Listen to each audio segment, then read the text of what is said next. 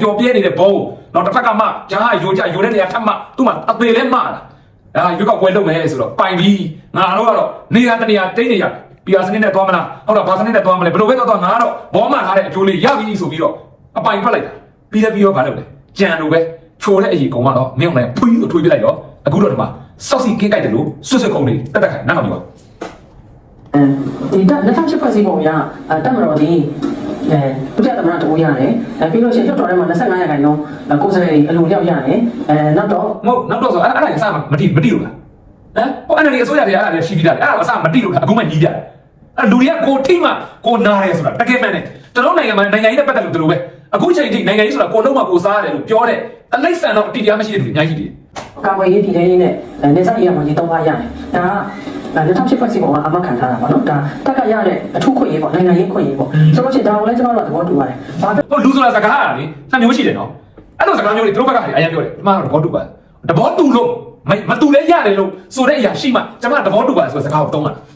အဲ့မှာသဘောမတူခြင်းနဲ့မတူခွင့်ရှိတယ်တူခြင်းနဲ့တူခွင့်ရှိတယ်တခုရွေးချယ်စရာရှိတဲ့နေရာအောင်မှကျွန်မသဘောတူပါတယ်ဆိုတဲ့စကားကိုသုံးရတာ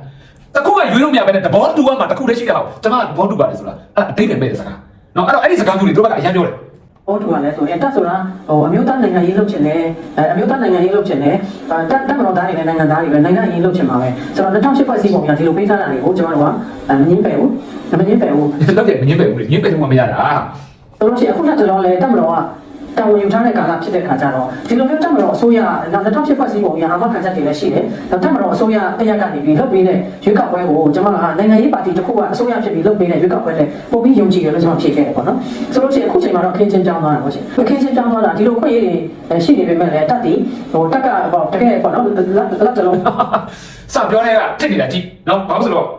့ဒီထဲမှာခံစားနေရတဲ့အရာလည်းဘလို့မှမခံစားနိုင်တော့မျက်နှာပေါ်လို့နေပြီဒါပေမဲ့အဲ့ဒီခံစားရတဲ့အတိုင်းထုတ်ပြောပြရင်လည်းဘာဖြစ်လဲဖင်ချကနေမယ်လေဟာဒီအောင်မှာပေါ့လောလောဆယ်လွတ်တော့ကိုယ်စားလှယ်တော့လုပ်မရှိကန်ထုတ်ကန်တီထားပြီဆိုတော့သူ့အနေနဲ့ကတော့တနာကောင်ဖြစ်နေပုံကြီးဟိုဝင်းချောင်းနေပြီးတော့ကြီးမထွက်တဲ့လူတွေကောက်ပါလေခိုက်တယ်အဲ့ပဲကျွန်တော်ပြောလိုက်မယ်မတူဘူးလားသူဖြစ်နေတာမကြည့်ဆိုတဲ့ခါကျတော့အခုကဘယ်လိုအခြေအနေကဘယ်လိုဖြစ်သွားလဲဆိုကျွန်တော်တို့ပါတီတွေကအာဏာရအစိုးရနဲ့ပြန်ရတယ်လို့ဖြစ်တယ်တနာကြလေတနာကောက်တော့အကောင့်ဆိုတော့ကြည့်ပါဦးဒီမှာအာဏာရအစိုးရနဲ့ပြန်ရတယ်သူအခုမှသိတာနေမယ်အဲ့တော့2008ဖွဲ့စည်းပုံကပေးထားချက်တွေရှိတယ်ပေးထားတဲ့အခွင့်အရေးတွေရှိတယ်ဒီအခွင့်အရေးတွေကဒီပြောင်းလဲလို့တော့မှမဲခွက်လိုက်ရင်လည်းတမတော်သားအစုဖွဲ့ရနေပြီးတော့တင်သွင်းတဲ့ဒုတိယသမ္မတဒီလည်းသမ္မတဖြစ်သွားနိုင်တယ်ဆိုလို့ရှိရင်သမ္မတဖြစ်ပြီဆိုတာနဲ့သူကအစိုးရတစ်ဖွဲ့အစိုးရပြောင်းစုအစိုးရအဖွဲ့ကိုလည်းဖွဲ့စည်းတယ်တိုင်းပြည်နဲ့အစိုးရအဖွဲ့ကိုလည်းဖွဲ့စည်းတယ်ဒါလက်ရှိပေးထားချက်2008ဖွဲ့စည်းပုံကြီးပေါ့ဆိုလို့ရှိရင်အဲ့လိုမျိုးပေါ့နော်တကယ်လို့တက်ကပါတီတွေတဲကိုမပို့မဲနဲ့တက်ကတက်လို့ပဲနေပြီးတော့ပြီးလို့ရှိရင်လက်တလုံးလည်းအုပ်ချုပ်နေတဲ့သူဖြစ်တော့ဒီတက်မတော်အစိုးရလက်ထက်မှာပဲပြည်အောင်စုရွေးကောက်ပွဲကောင်ရှင်ဖွဲ့စည်းတယ်ဒီတက်မတော်အစိုးရလက်ထက်မှာပဲဒီတက်မတော်အစိုးရပဲရွေးကောက်ပွဲဥပဒေတွေရေးဆွဲထားတယ်ဆိုလို့ရှိရင်ကိုကအပြောမှဆိုရင်ဒိုင်လူကြီးလုပ်နေတာပေါ့နော်ဒိုင်လူကြီးလုပ်နေတဲ့နေရာမှာဒိုင်လူပဲမနေပဲနဲ့ဒိုင်လူလည်းနေတယ်ပြီးလို့ရှိရင်ကိုလူတွေလည်းနိုင်ငံရေးပါတီတစ်ခုကိုအင်အားကြီးပါတီတစ်ခုကိုပို့လို့ပြီးတော့မှဟိုအပြိုင်ဝင်လက်တိုင်နေဆိုတဲ့အဓိပ္ပာယ်ကမေးဖို့ခုလိုမေးဖို့ထုတ်ဆရာဖြစ်သွားတယ်ကျွန်မအနေနဲ့တော့လွတ်လပ်ပြီးတရားမျှတမှုရှိပါတယ်မရှိဘူးပြောတာတဲ့ခုနကပေါ့မေးခွန်းကယုံကြည်လားမယုံကြည်လားပေါ့အဲ့ဒါလည်းကျွန်မကိုမေးခွန်းထုတ်အောင်မှာဖြစ်ယုံကြည်လားမယုံကြည်လားဒါပေမဲ့ပြီးတော့ကြည့်ရမှာပေါ့နော်အဓိကတော့ကျွန်တော်တို့ကရွေးကောက်ပွဲပြီးတဲ့ရလဒ်ကပြည်သူ့ဆန္ဒကိုထင်ဟလားမထင်ဟလားပေါ့နော်ဒါနဲ့ကျွန်တော်တို့စောင့်ကြည့်ဖို့လိုတော့ကျွန်မအနေနဲ့တော့ရည်ကြီးပြအခုချိန်မှာတော့ဘာမှပြောလို့မရဘူးလွတ်လပ်ပါတယ်တရားမျှတပါတယ်ဆိုတာမျိုးပေါ့နော်ဒါမှမဟုတ်မလွတ်လပ်ဘူးတရားမမျှတဘူးဆိုပြီးတော့ရည်ကြီးပြပြောလို့တော့မရတဲ့အခြေအနေဖြစ်ပါရှင်နောက်တစ်ခါကျကျွန်တော်တို့ပါတီဥက္ကဋ္ဌအနေနဲ့လာမိတာကျွန်တော်တို့နိုင်ငံသားတယောက်အနေနဲ့ဖြည့်ချင်တာလေတက်ပြီးတော့နိုင်ငံရေးပါတီတစ်ခုလက်ကင်တော့လိုမျိုးကျွန်တော်တို့မမြင်ချင်ဘူးကျွန်တော်တို့တာမြန်မာနိုင်ငံသားတယောက်အနေနဲ့ပေါ့အပြည်သူလူထုကတက်မလို့ဒီနိုင်ငံရဲ့အချုပ်အခြာအာဏာကိုကာကွယ်တဲ့အဖွဲ့အစည်းပြီးတော့ပြည်ပရအောင်ကာကွယ်တဲ့အဖွဲ့အစည်းနောက်တစ်ခါတော့ကျွန်တော်တို့တိုင်းရင်းသားလက်နက်ကိုင်တွေရှိနေတာပေါ့နော်ရှိနေတော့ဒီတိုင်းရင်းသားလက်နက်ကိုင်တွေကိုလည်းထိန်းထားနိုင်တဲ့အဖွဲ့အစည်းပေါ့နော်အဲ့လိုထိန်းထားမှသာကျွန်တော်တို့ငြိမ်းချမ်းရေးလူတွေကငြိမ်းချမ်းလို့ပုံစံနေထိုင်ရမှာလေမ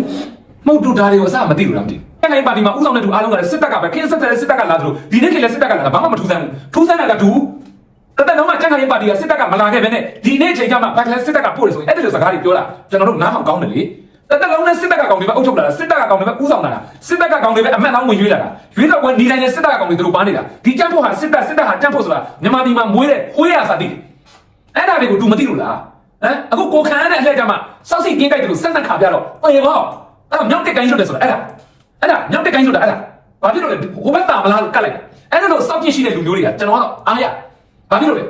ရက်တိမှုမမှန်ကန်ပဲနဲ့ကိုဂျိုးအတွက်လောက်ပဲကြည့်တယ်သူများအဘက်အချမ်းကိုမကြည့်ဘူးတာမလားလို့ပေါင်းလိုက်တယ်မတာတဲ့အချိန်ကျရင်စောက်တန်ထွက်လာတယ်အဲ့ဒါလို့လူမျိုးတွေကများများကြည့်ရမှာ